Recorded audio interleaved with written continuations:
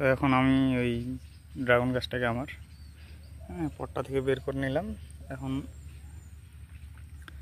যে জায়গায় লাগানো হবে সেই জায়গায় কষ্ট করব আর সেই গাছটাকে লাগিয়ে দেব। আর এখন কিন্তু আমি কোনো সার দেব না গাছগুলো যখন, কারণ যেহেতু এখন বর্ষার সিজন, এখন সার না দিলেও চলবে। আর গাছটা এখন কেবল গ্রোথ নিতে শুরু করেছি, অনেকদিন থেকে এই যে এখান থেকে ছিল, বড় হচ্ছিল না। তো এই মাস দুয়েক ধরে দেখতেছি গাছটা খুব গ্রোথে আসছে। সেই জন্য এখন চিন্তা করলাম যে এই গাছটাকে আমি এখন মাটির মধ্যে দিয়ে দেব। তো বন্ধুরা, গর্ত খোঁড়াও আমার কমপ্লিট এবং গাছটাও প্রায় বসিয়ে দিয়েছি। এখন শুধু মাটি দেব, মাটি দেওয়ার পর একটু জল দেবো, বাস।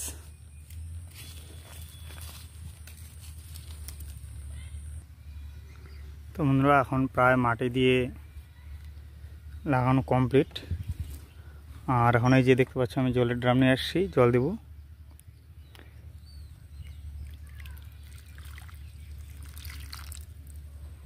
এই জল দিয়ে দিলাম। আজকে লাগানো কমপ্লিট হয়ে গেলো।